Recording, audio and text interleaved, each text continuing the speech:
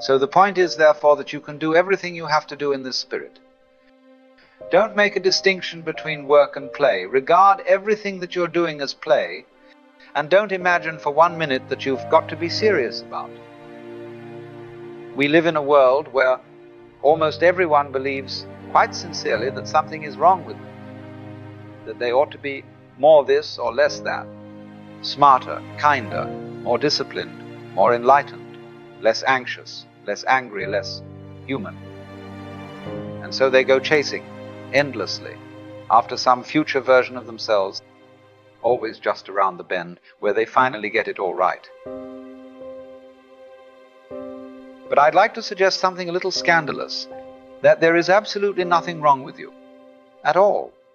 Your very being, this moment, this breath, this strange and sacred sense of I am, is already perfect. Not perfect in the moral sense.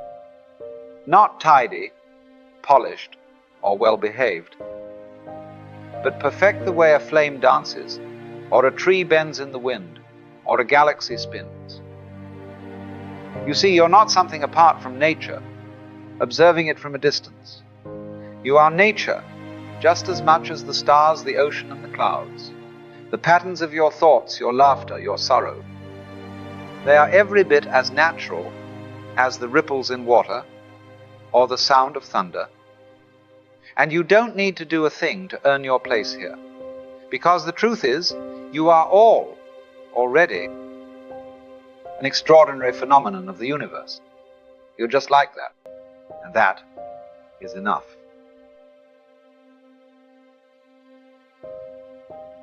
One of the most extraordinary realizations, and it's not mystical or religious, but simply factual, is this. You didn't come into this world. You came out of it, just as an apple tree apples the universe peoples. And you are one of those people. You're not a stranger wandering through a foreign land. You are this place, its eyes, its thoughts, its wonderings about itself. Now, most of us were brought up to feel separate, as though we're tiny egos, trapped inside these bags of skin, looking out at a world that's over there, full of objects and others. But that's a trick of perception, an illusion of language and labeling. In reality, there's no line where you stop and the world begins. You are continuous with it, like a wave is with the ocean. Look at a flame. Does it have a boundary, a fixed shape? It's a process, a happening, a flow. So are you. You are not a static thing. You are a verb disguised as a noun. A whirl of consciousness, feelings, memories, all shimmering like light on water. When you were born, the universe didn't make a mistake. It wasn't trying to test you, fix you, or mold you into something better. It was expressing itself as you. And what a peculiar, delightful, and intricate expression you are. No one else has your exact rhythm, your exact voice, your particular pattern of laughter and silence. That isn't random. That's design in the deepest, most spontaneous sense. But here's where the confusion sets in.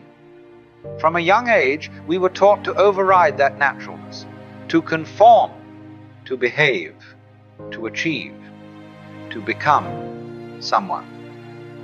And in doing so, we began to believe the greatest lie of all, that we are somehow not enough, that we must become rather than simply be. But tell me, have you ever seen a flower straining to bloom? Have you ever seen a tree hurrying to grow? They just do it. They unfold because they are that unfolding. You too are unfolding. You too are nature playing itself out. You are not a problem to be solved. You are not a project to be completed. You are an event of the cosmos, as marvelous as the stars, and just as inevitable. So look again, not with your eyes, but with your being, and perhaps, just perhaps, you'll start to recognize the miracle you've always been. Now, I know when someone says, there's nothing wrong with you, the conditioned mind resists. You might think, but what about my past, my failures, my guilt, my habits, my shame? And yet, all of that too is part of the play, part of the process. You see, from the very beginning we're handed a story. That being alive is a test. That you're here to prove something to God, to society, to your parents, to yourself. And so we become actors in a theater of self-improvement, constantly fixing, adjusting, striving as if life were a ladder to climb rather than a mystery to dance. But what if that whole project was built on a false premise? The meaning of life is just to be alive. It is so plain and so obvious and so simple, and yet everybody rushes around in a great panic as if it were necessary to achieve something beyond themselves. So let's try this. Close your eyes for a moment and feel the sensation of being, the aliveness that is present before any opinion or judgment arises. That is you. Not the inner critic, not the timeline, not the to-do list, just the raw, open presence of being here. And what could possibly be wrong with that? Look at the clouds. They don't align themselves neatly into rows. They drift, they swirl, they form and dissolve. Is there anything wrong with them? No one scolds a wave for crashing too early, or a tree for growing crooked. They are not judged by some cosmic scoreboard. But we human beings somehow believe we are the exception, that we alone must justify our existence, that we must earn the right to be. And this is the root of our suffering, the original illusion. The truth is, your imperfections are not mistakes, they are textures, details, echoes of your particular music. You don't need to become worthy of life, you are life, expressing itself in human form. Just like fire flickers, just like water flows, even your attempt to become spiritual, even your desire to improve yourself, is already part of the perfection. It's like the ocean trying to become wet, or a sunbeam trying to shine. It's unnecessary, and yet even that is allowed. So instead of chasing some polished idea of who you ought to be, what if you simply noticed who you already are? Right now, without changing anything, without editing, without effort. There's nothing wrong with you. There never was. It's only the thought that says so, and you're not that thought. You are the silence behind it, the spaciousness that watches it come and go. And once you see this, not as a belief, but as a direct experience, something inside relaxes. And in that space, in that letting go, you begin to remember something ancient and true. You are nature wild, vast, unfinished, and beautiful. And you are just like that. You see, when I say you don't need to do anything, I don't mean you should sit still like a lump of stone. No.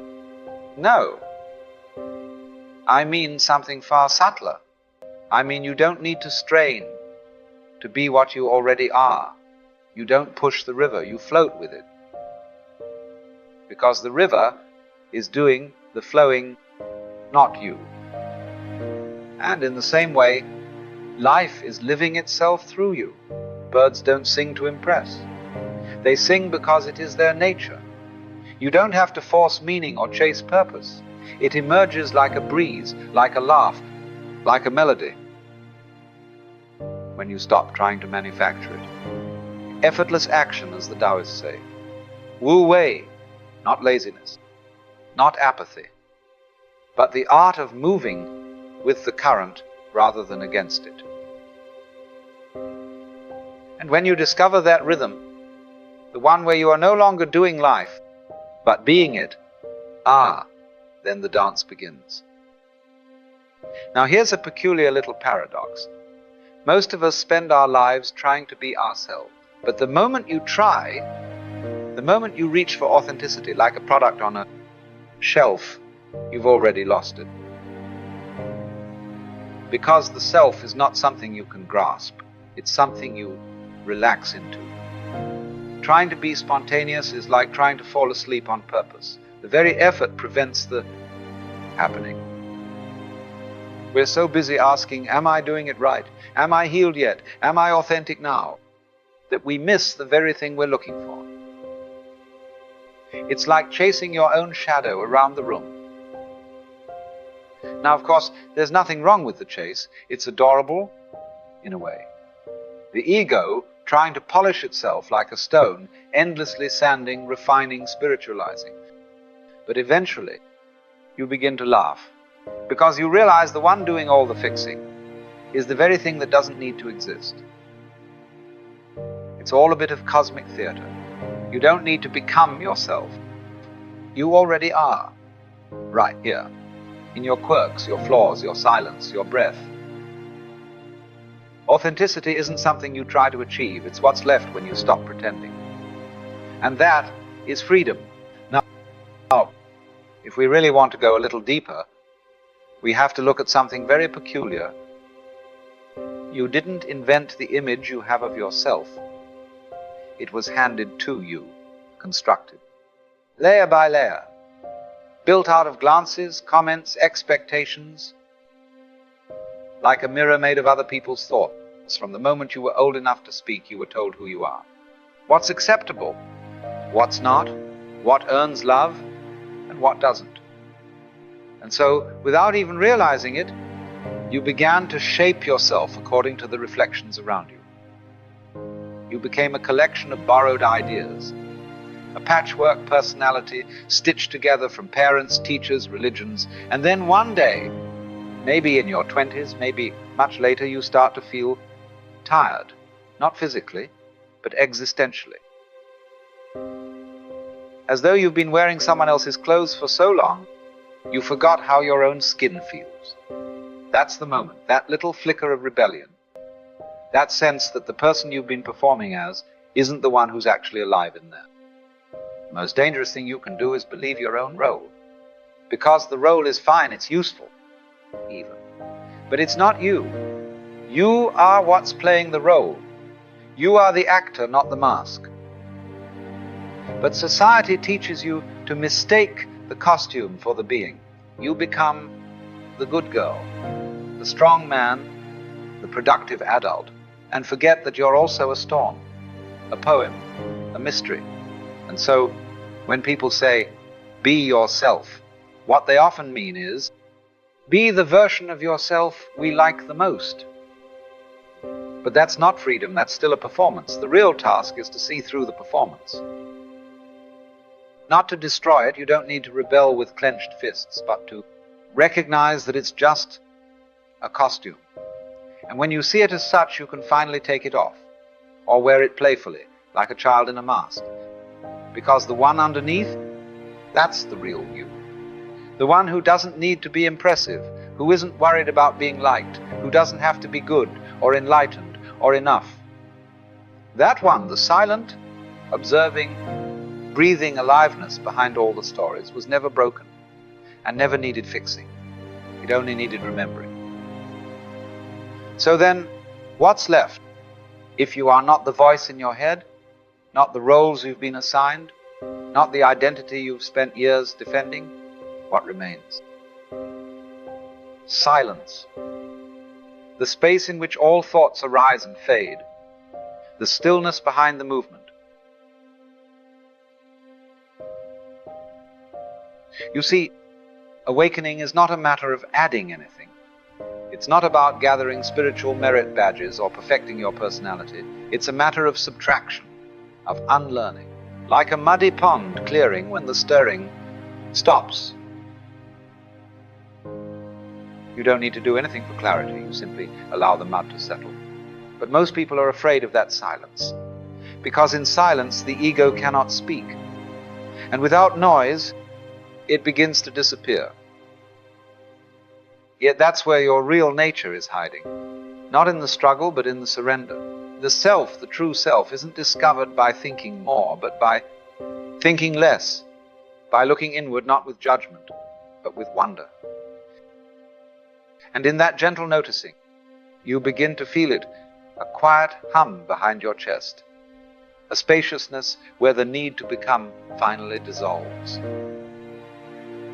And what's left is being pure, present, unconditional, just like that.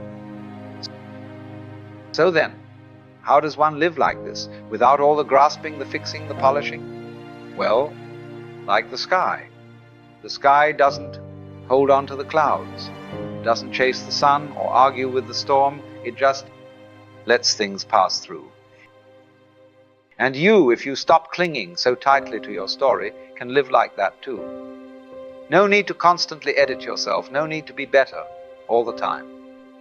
Because once you realize you are the sky and not the passing weather, everything becomes a little... You begin to trust life more. Not because you figured it all out, but because you no longer believe you need to. There's a rhythm to things, a timing that doesn't belong to the clock, but to the heart. And when you stop pushing so hard, you can actually hear it. And that's the irony, isn't it? When you stop trying so hard to live the right way, you begin living the real way. More wonder, less control, more play, less proving. Because trees don't strive to be trees, and waves don't try to crash correctly. They just are. And so are you. So let yourself be lived. Let life happen through you without interference. Because you are just like that, and that is more than enough. And so we return to the beginning, to that strange and wonderful statement, there is nothing wrong with you at all. Not as a comforting sentiment, but as a radical, liberating truth. You are not something broken that needs to be repaired. You are not some spiritual project waiting to be completed. You are in this very moment an unfolding mystery, a ripple in eternity, a brief song in the great silence. And if you can see yourself in the right way, not through the eyes of judgment or self-doubt, but as a phenomenon of nature like fire, or clouds, or galaxies, then you will see you were never separate. You were never too much. You were never not enough. You were just like that. Not perfect but whole. Not flawless but complete.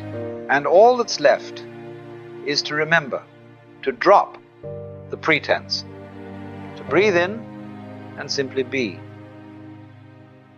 Because once you stop chasing after some future version of yourself, you'll realize you've been home all along. Not in the world's idea of success, not in someone else's approval, but in your own quiet presence, in the simple, sacred fact that you exist, and that is quite enough.